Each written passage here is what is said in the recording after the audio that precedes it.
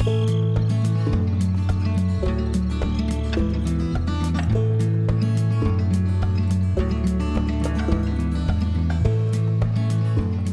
welcome everyone. My name is Lana Simmons. I'm with the York County Library, and today we have a Bluebird presentation by Miss Connie and Miss Judy. Connie, is it Reitz? Is that the correct way to? Okay, I'm glad I got that. And Judy Jones will present today. Connie was a healthcare professional for 35 years and was accepted into the training class of the Historic Rivers Chapter, or HRC, of Virginia Master Naturalists after retirement. A certified member since 2017, she has helped monitor different Bluebird trails sponsored by HRC in James City County and Williamsburg for 4 years. Connie is also a member of the Virginia Bluebird Society, VBS, and has been the VBS County coordinator for York County, Poquoson, and Newport News for the past 2 years. So welcome, Connie. Judy Jones, an avid amateur photographer, retired from her career as an administrator and educator after 42 years in elementary schools. That makes me tired. That's a long time. She has been a member of the Historic Rivers chapter of the Virginia Master Naturalists for 6 years, and the assistant coordinator of the local Bluebird trails for the past 2. Nature is her passion, and sharing it with local communities a goal. So welcome, Judy. So thank you, ladies, for presenting. I'm going to go ahead and I'm going to mute myself, and then whenever you're ready, you guys can go ahead and start. And also, just to FYI, I will be monitoring the chat. So if anybody has questions, please save your questions for the end, and we will get to them with our Q&A session. Hi, I'm Connie Reitz, as Lana just introduced me, and I want to thank each of you for coming and sharing and learning about bluebirds and how to attract them to your yard. And thank you to Tab Library for helping present this, and Mary Jo O'Brien, who was an instigator in getting us going. So bluebirds are a big favorite of ours. They're about 100 years ago, they were one of our favorite songbirds in our backyard, but they didn't always have the best of times. From about the early 1920s to the early 1970s, their population was in decline. And it was a part of sometimes human activities, competition for nesting sites caused by European starlings and house sparrows. And also there were some very harsh winters. So their population drastically declined. In 1978, the North American Bluebird Society was formed to help stop this decline. And in 1996, the Virginia Bluebird Society was formed to help decrease the decline across the Commonwealth. As of 2018, more than 4,600 nest boxes were across the nation, and we had fledged more than 22,000 bluebirds and other cavity nesting birds. So that's a success story here. But we also have to thank our woodpeckers, the downy, the red-headed, the red-bellied, and the pileated, because they make nesting sites for our bluebirds. Bluebirds are second cavity nesters, so they need a home, and the woodpeckers help provide that home. But bluebirds also don't have very good carpentry skills, so that's where we're coming in to help provide nest boxes for them.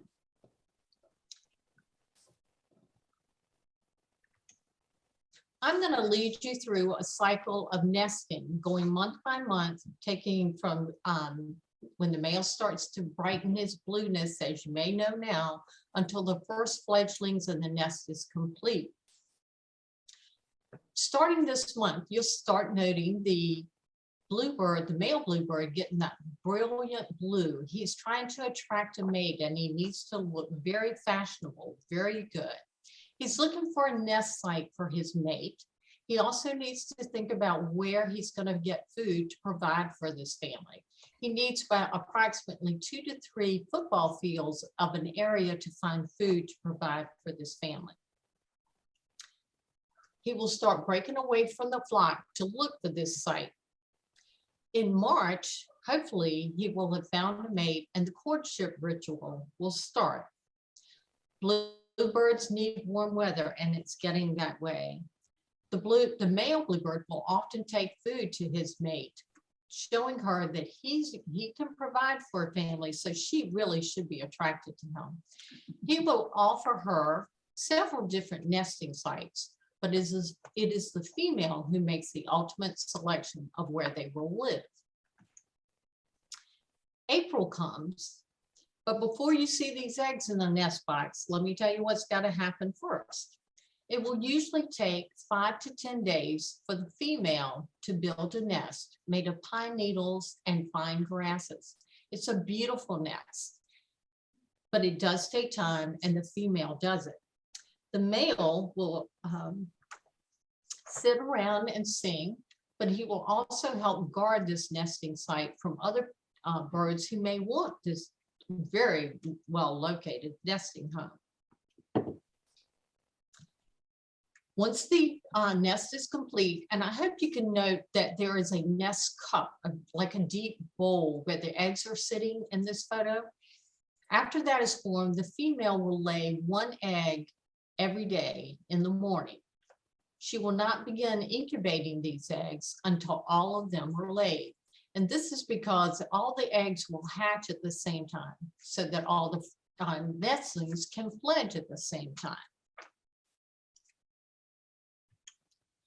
This is a photo of a female bluebird on the nest, on the eggs. What you can't see is a brood patch on her breast where there are no feathers, but her skin can get to the nest eggs and warm them up to 107 degrees. She will turn the eggs several times while she's incubating so that the embryos do not stick to the shells or settle. The male will bring her food and will also guard the nest at this time. After about 2 weeks, it's time to hatch. You'll notice on one of the eggs, there's a little hole starting there. Nestlings have an egg tooth to help break the shell.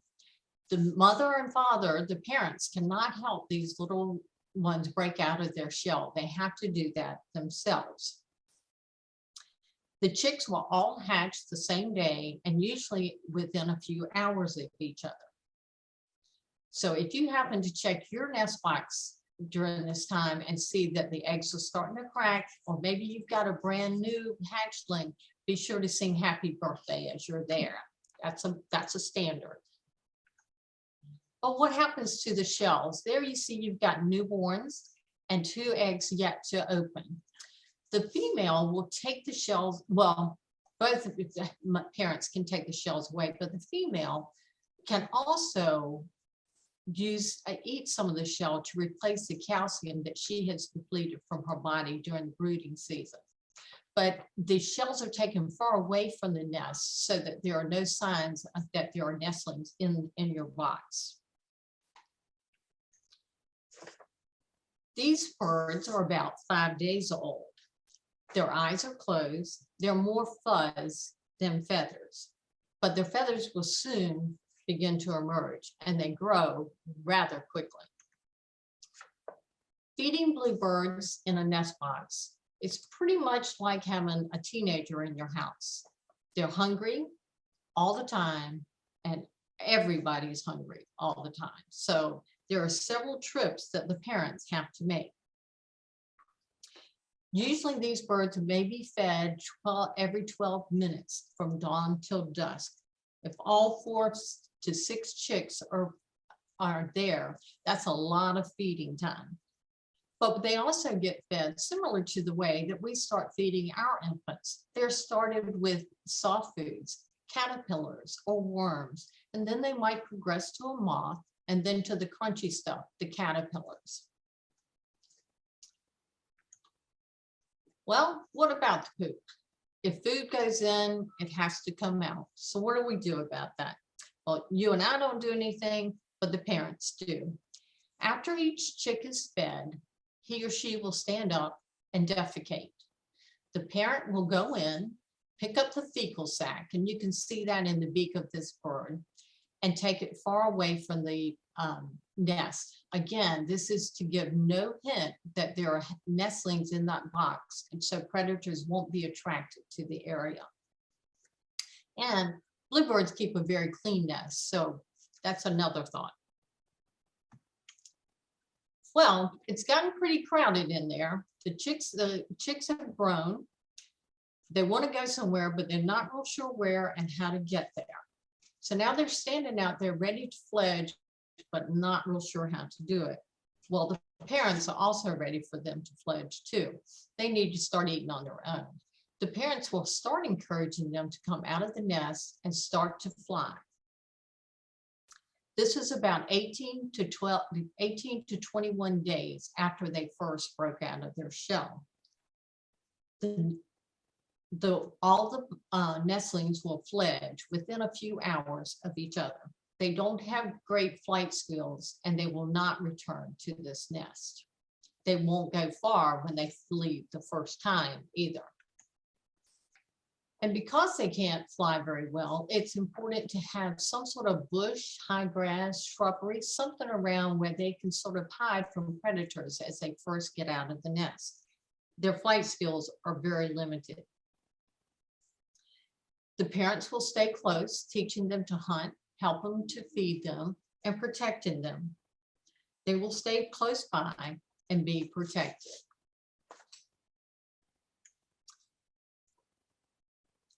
After this, it becomes the female starts to think about building a new nest. Her babies have grown. They're out hunting and feeding on their own, but she's ready to build a new nest. So what happens? The nest box still has that old nest, and that's where you come in. It's time for spring cleaning. So the first nest may have been a true success with 4 to 6 eggs, all being having fledglings, and all the fledglings get out. But there may be an egg that doesn't hatch. There may be a hatchling who doesn't thrive. So, but this nest still has to be cleaned. And there may at some time be a nest that none of the eggs, it's a failure to thrive. Nothing happens in that nest. That nest still needs to be cleaned and be prepared for the next brooding season. So that's the cycle of bluebirds from when they first start to find each other, find a home, mate, eggs, hatchlings, and then fledglings. So that's my section of just getting you through one session of season with the bluebirds. And Judy will take over her section now. So the question you're probably asking yourself is, well, that's all fine and good to know how bluebirds make all these things happen, but how do we get them to come into our yards? So these are the things we're going to be talking about in the second half of this program, which will help you figure out where to put your box, how to attract bluebirds, and also how to monitor the bluebirds themselves. When you look here, the tips that we have for you are pretty simple. First of all, the bluebirds need a suitable habitat. And the reason why we say that is because bluebirds like wide open spaces. That's why you find them at golf courses, parks, baseball fields, and hopefully in your backyard. They love grasses and mowed areas. So if you do that sort of thing, they're going to be attracted to your yard in the first place. By the way, this is a photograph of a female. You can see how different the colors are between the male and the female. The second thing that you need to have in your yard are suitable perches. Now that could be a fence line, that could be some trees in your yard, some bushes, because bluebirds like to sit on the trees, on the branches, on the fence line. That way they can look below into the grass and look for movement. And at the same time, keep an eye above and look for action in the air that might be a danger to them. So perches are important. Water, of course, everybody knows that every living critter needs water. So you probably need a water source in your yard or in your neighborhood for them. If you don't have a lake or a stream or a little pond, then you need to put out some dishes with water. You know, bird baths are great. The only codicil I put with that would be on these cold winter days, because they need water year round. You need to make sure to dump the ice if you have ice on your water. I mean, if your water freezes and becomes ice in your bird bath. And so dump it out and put fresh water in. Food in nature is very important for the bluebird. And by that, we mean the insects that are in your yard that they can munch on. We also offer supplemental food, which is over here, but that's your bird feeders. That would be the sunflower chips, the mealworms, whether they're live or dried, the bird seed that you put in your bird feeders. But you need to realize that your supplemental food is only about, maybe it's like having salsa and chips before a football game. It's a very light snack. It's not their main source of food. So the insects in your yard are going to be critical to their success. Now, how do you get them to stay in your yard over winter? You make sure you have trees with berries in them or provide food in your bird feeders. And also at the same time, make sure you have water. They love holly berries, by the way, and mistletoe berries are a big draw. But most important for them are the insects. Now, if you've ever driven down to Florida in the 1950s and 60s, you know that your car front was covered with insects that your car hit as you were driving. If you drove to Florida today, that probably wouldn't happen in that extreme. Insects have declined 45% in the last 4 decades. And as a result, insects, the lack of insects has impacted the lack of birds, and we're having bird loss at the same time. So that's why insects are so important. They're pollinators, but they're also bird food, and very critical bird food for protein. As a result, we'd like to ask you to limit your use of pesticides in your yard. Weed killers like Roundup, insecticides are very, very harmful to birds. First of all, birds might ingest insects that have been touched by these pesticides, and it causes them to lay eggs with very thin shells, which of course crush under the weight of the mother bird. But it also causes immune suppression and a lot of disorientation when they're migrating. So fungicides and weed killers are very, very difficult on birds. What we would like to suggest are non-pesticide alternatives. And the 2 that I would really recommend, one is the soapy water here. The recipe for that would be to add 1 cup of dish detergent to, let me give my recipes correct. That is 2 tablespoons, thank you, 2 tablespoons of soap like Dawn or Palmolive to a gallon of water. And then you mix that up and you put it in your hose sprayer, and you can spray your lawn or spray your plants.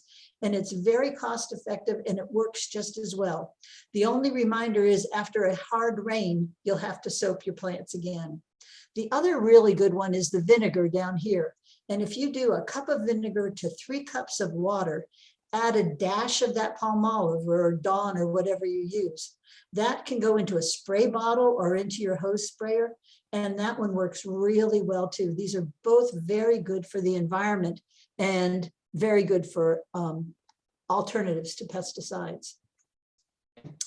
But you're probably saying, well, what about the Bluebird box? Now, most of you may or may not know that we have a Bluebird box making opportunity on February 26th through the Tab Library, which is a pretty exciting event.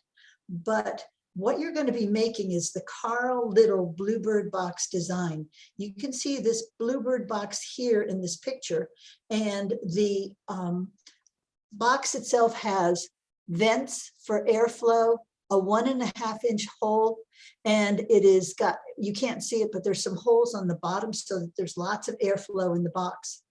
This is called a predator baffle, and the baffle is really important to try to keep the snakes out of the box. Here's another picture of a Carl Little design box. And if you look up here at the box itself, you'll see that this is a knoll guard. And the knoll guard is really important. I want to show you 2 things. When you look at this knoll guard, this setup has a great knoll guard, a great box on a pole with a baffle. But when we go back, you'll see that this baffle is flush against the bottom of the box, which is the way it should be. However, there's no knoll guard. Here you've got the knoll guard, but the baffle is too low. It should be flush up against the bottom. So that's just a reminder for you. Now I want to go back quite a bit here to this picture that Connie showed you earlier of the two birds that are ready to fledge, and they're sitting in the knoll guard there. And what I wanted you to see is it's made out of chicken wire, and you can see these little ends that we've bent down.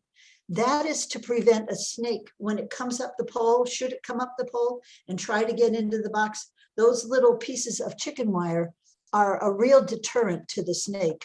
They really help to keep it out. So when you make your knoll guard, be sure to turn those pieces out and cause that snake to think twice. Here are the, good nest box things to think about. You can read them all, but I would like to say that please don't paint your box. Paint has a toxicity that is really not healthy for the bluebirds. So no paint, please. And also notice that it says here at the bottom to put it on a pole, not on a fence or a tree. Snakes can get up those fences and trees so easily. You don't want to do that. Also, when you look here, we say you need to have a clear flight path and put it not next to the house, the feeders, or under trees. The reason you don't want it under a tree is because a snake can drop down on the box from the tree above. You want it to face east and have some small bushes or limbs nearby so that when the fledglings are ready to leave the nest, they have a place within 50 feet that they can fly to. Also, we said on a pole, not the tree or the fence, and you'll notice here, we mentioned 5 feet. Now, we know that bluebirds are second cavity nesters. Connie already talked about the fact that they, like woodpecker holes. Well, a woodpecker hole could be 16 feet high. The bluebirds could care less how high the box is.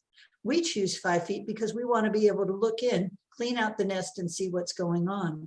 So 5 feet is perfect for us because it's right at eye level.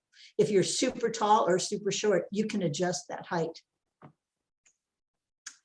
How often do you check your box if you decide to monitor? Monitoring means that you're going to go out and you're going to keep an eye on your box on a weekly basis. So you choose a day, whether it's a Sunday afternoon or a Tuesday after work, and that's the day you go out each week to monitor and see what's going on with your box. We ask you to go out in the afternoon because, as Connie said, the bluebird babies will hatch from their eggs usually in the morning, and you don't want to disturb that. And the mother will lay the eggs in the morning, and you don't want to disturb that. So afternoons are the best time to go out and check your box. Now, I want to back up for just a minute to this box. Supposing you want to check this box that we have here, we ask that you not walk up to the front of the box. If the mother or father bluebird is inside the box and they see your shadow on the hole, they're going to want to escape danger and they're going to fly directly out. And when they do, if you're standing there, they're going to fly into you. And yeah, you might get scratched. You'll definitely be startled and a little surprised. But we're more worried about the bluebird himself, to be perfectly honest. We do not want that bluebird to be injured by hitting you. As Connie said, bluebirds work in tandem to feed their babies. Probably 72 times an hour, they bring food in and out. What that means is one adult cannot feed a clutch of chicks. So if a bluebird is injured leaving the box by running into you, those chicks are going to die. There's just no way one adult can continue to feed them. So if you want to approach this box and you're coming from this fence side, come over, walk all the way around to where here's the latch to open the box. So you're going to walk behind it and come around, check your box, and then you're going to walk behind it and leave. So it's really critical in our minds to approach the box from the back or side. If you're going to keep records for the Virginia Bluebird Society, they want to know things like when did the nest building start? When was the nest complete? When were there 2 bluebird adults, a male and a female, together at the nest? When were the eggs laid? That sort of thing. They tell you exactly what kind of information they need. You do not have to submit your information to the Virginia Bluebird Society, but if you choose to do that, they relish getting more information on bluebirds, so they'll be very grateful to you. It also says here that timing is critical, and we really, really can't emphasize this enough. The day the chicks hatch is considered day 1. Day 13, you can check your box if you'd like. Day 14 to 18 to 21, you may not open that door. The bluebird babies are growing and changing very rapidly in the 2.5 to 3 weeks they're in that box. But after day 14, if you open that box, you could cause a premature fledging. That fledgling will fly out of the box through the hole as you open the door and will land in the grass or on a bush and then be unable to survive. The reason is its feathers aren't fully developed. It hasn't got hunting skills, and the parents can choose to either feed that baby on the ground or in a bush, or they can choose to take care of the other 4 or 5 babies in the box. And they're going to choose the babies in the box. They can't do both. So the fledgling that has come out early is pretty well doomed. That's why after day 13, we don't open the box till after day 21 and we know the babies are gone. That's really important. Finally, when the babies have all fledged, you can clean out that box so that the female can start building a new nest. This is how you're going to clean out your box. You're going to remove the nest. You can wear gardening gloves and pull that nest out and put it in a plastic bag, or you can put the plastic bag over your hand and arm, grab the nest, and then flip the bag over the way we do when we're collecting dog poo, and just go ahead and tie that off. Folks, the parents are ready for the babies to leave the nest around day 18. And to encourage them to leave the nest, they stop taking the fecal sacs out of the box. So day 18 through 21, the birds are just pooping everywhere and it's still inside the nest. The birds don't like the dirty nest and they're more able and more interested in leaving. But when you go to take that nest out, that means there's a lot of fecal sacs in the nest. So don't let that dust, don't let that bacteria fly into your face. You're going to have to brush out the nest with a paintbrush or something like that. Stand to one side, be real careful. And then just like the parents took the fecal sacs far away, you're going to take that old nest in its plastic bag and throw it in your trash can so that no predators know that that's a nesting site. Finally, speaking of predators, we need to talk about these 5. Wasps are a frequent occurrence in bluebird boxes that have been up through the winter. The wasps like them because they're clean and dry and dark.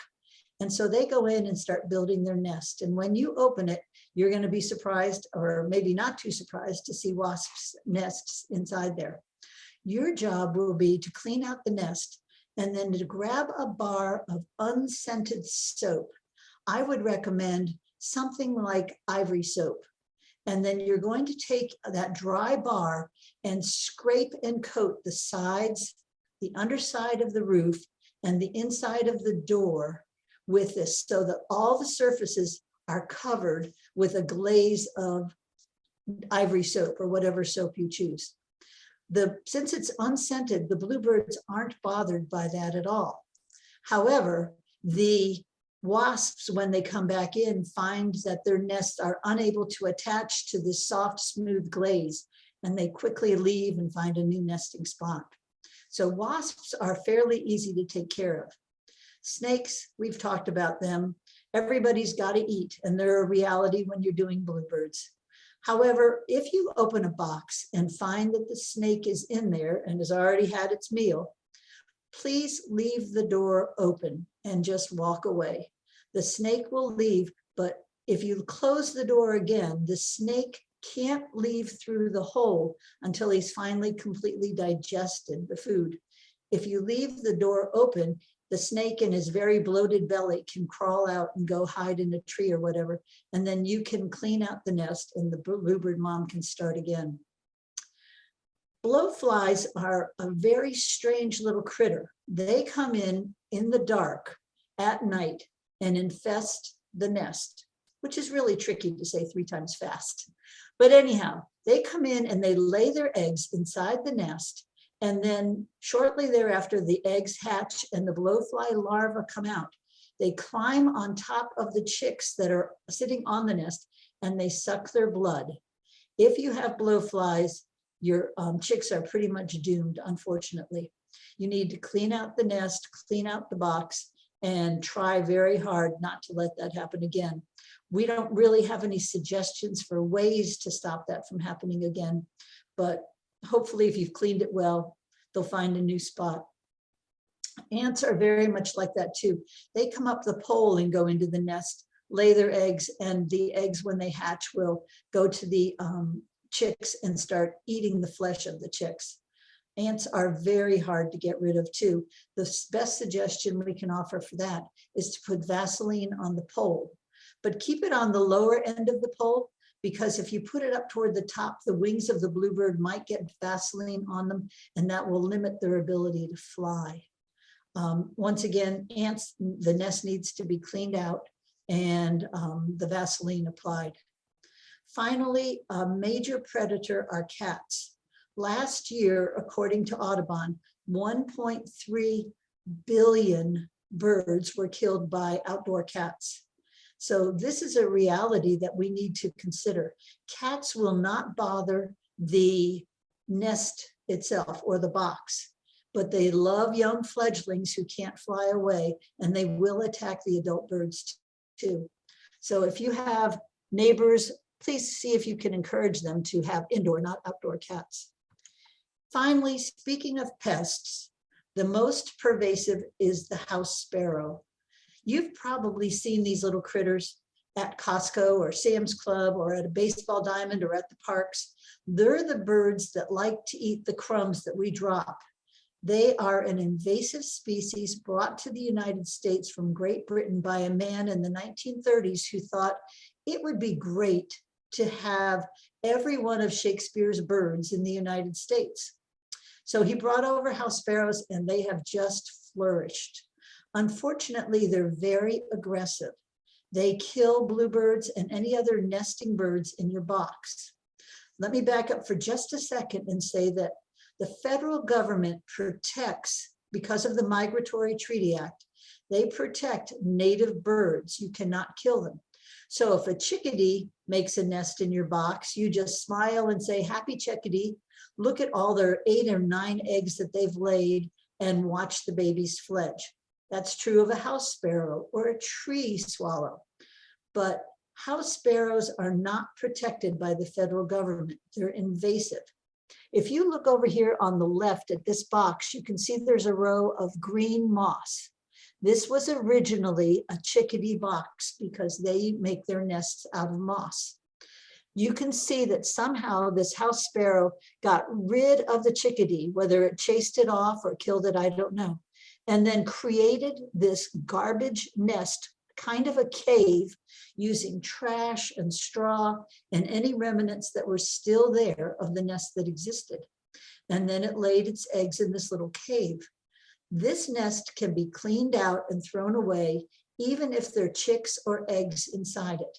This, we ask, please don't let house sparrows have babies, because there are so many of them and they are really crowding out the native birds that we have here. They'll kill the birds and they'll kill the chicks, and they'll peck holes in the nest, in the eggs.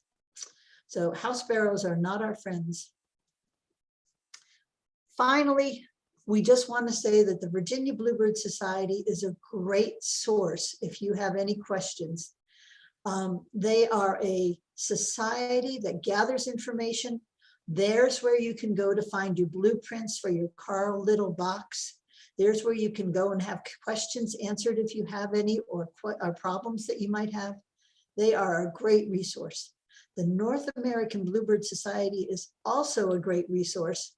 However, they are for the whole United States, whereas Virginia Bluebird Society focuses specifically on the eastern bluebird in our state. So we think that these are 2 wonderful resources that you might want to tap into if you have questions. Or of course, you can always contact Mary Jo or Connie or myself, and we'll try to help you if we can.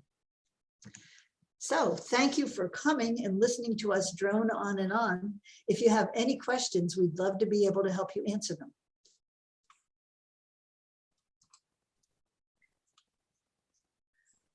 Okay, thank you very much. I'm going to see if we have some questions here. Do you guys have any questions? No? I have a question. Why the Carl Little Bluebird box? Why should we build that particular box for Bluebirds? Well, there are several different box options. Some of them have 2 holes so that the Bluebird has an option for getting out if it's attacked by a house sparrow. Some of them have flatter roofs. Some of them have fewer holes for ventilation. This has just been one that has been used over and over again. And we really feel that it's a really good success story. One thing we have found, though, is that some folks have made Carl Little Bluebird boxes, which are great, and made them out of Trex material. So they're kind of that composite, thank you. And we found by doing some studies that those composite boxes reach extraordinarily high temperatures in the months during the summer. And we don't recommend those. Well, at least the Virginia Bluebird Society does not recommend those. So we're passing that message along. Okay, and I have a couple questions from the chat. From Jamie, it says, how do you feel about the Bluebird houses from Lowe's or Home Depot? You know, I actually haven't looked at their boxes. I'm not sure what they look like. If it's a composite material, we really don't recommend that just because of the extreme temperatures here during the summer. I don't know what their design looks like. If it's wooden, we just have found that the Carl Little box works very, very well. But I can't address those specific boxes.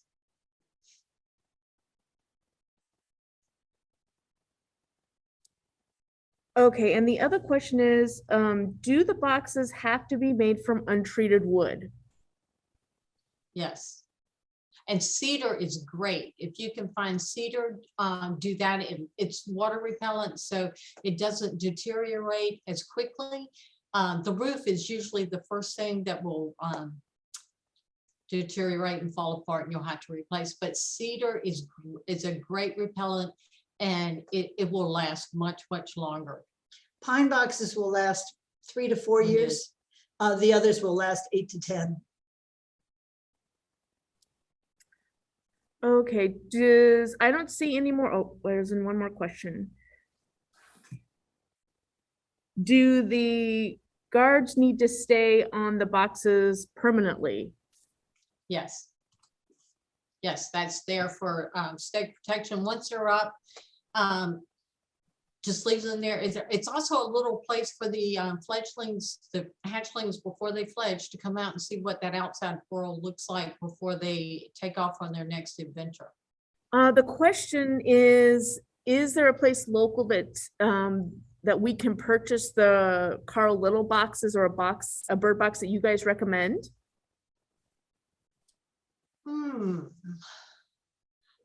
You know what? I'm not certain. I think there is an Amish wood builder in the area. I'm not sure about Wild Birds Unlimited or Backyard Birder in Williamsburg. I'm not sure. They may have Carl Little boxes for you. I will look and see about the Amish builder and get the information to you, Lana. And I'm not sure who has the Carl Little boxes. Mary Jo says that the Ace Hardware has Bluebird boxes using the Carl Little, built out of cedar and pine. So Ace Hardware might be another good source. It's not the Carl Little box, but it's an Audubon Society approved box. It's pretty similar to Carl Little, and I have one on my property, and it's been successful. Good, good. Okay, and another question is, what is the best supplemental food for them? I don't do, I do one feeding a day of mealworms because it shouldn't be, that shouldn't be the primary course. But it is an easy feed when these parents have been flying back and forth all day long. Finally, you know, here's some mealworms and I don't have to go far. And it's gotten to the point I can walk out, or my husband can walk out and we'll whistle. They know who that is. They see the little yellow bowl. It sits there on the pump house. They come and get the mealworms, take them to the box, and you know they've got an easy feeding session. They don't have to think about what's for dinner. But I only do that once a day just because they've got other stuff to eat. I do have bird seed and feeders. And I do the dried mealworms, and I have them out 24/7.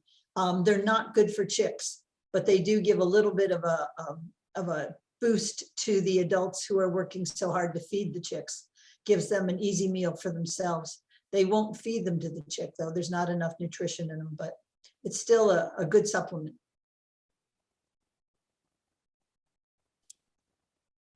Any other questions? Okay, I have another question.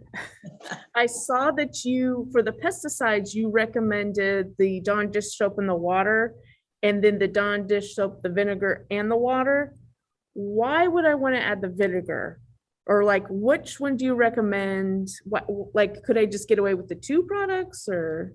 Yeah, Do you see where I'm going? I use the soapy water. I use that.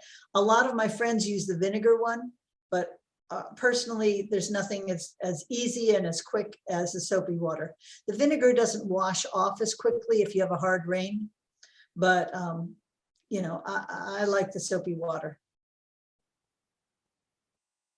The ratio for that was, let me make sure I've got it right, 2 tablespoons of dishwashing soap and 1 gallon of water.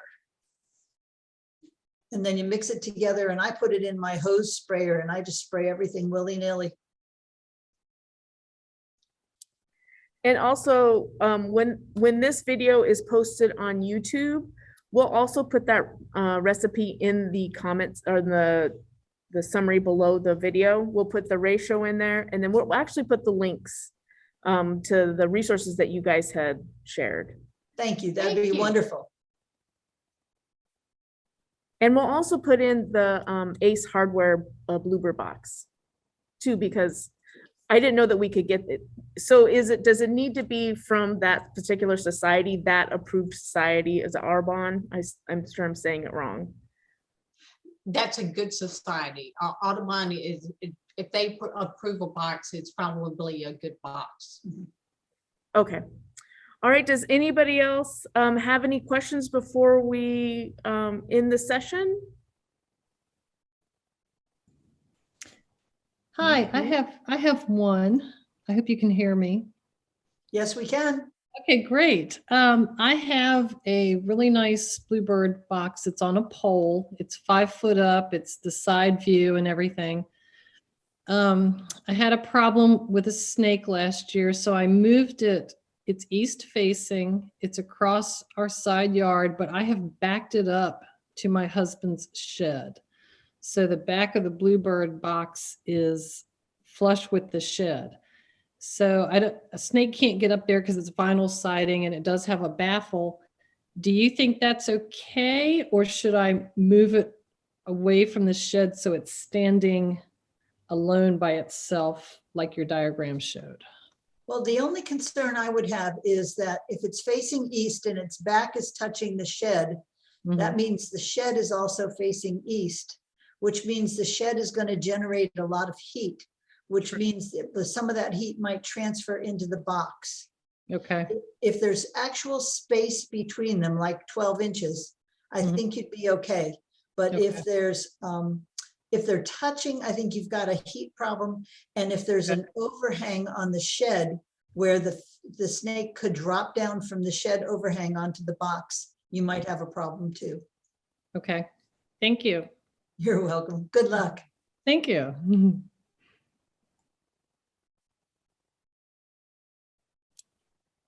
Any more last minute questions? Okay, well, Miss Connie and Miss Judy, thank you very much for doing this. This is very informational. I learned a lot. And MJ, thank you for connecting us. And check out the other programs that we have at the library. But I just want to say thank you, and you guys have a good day.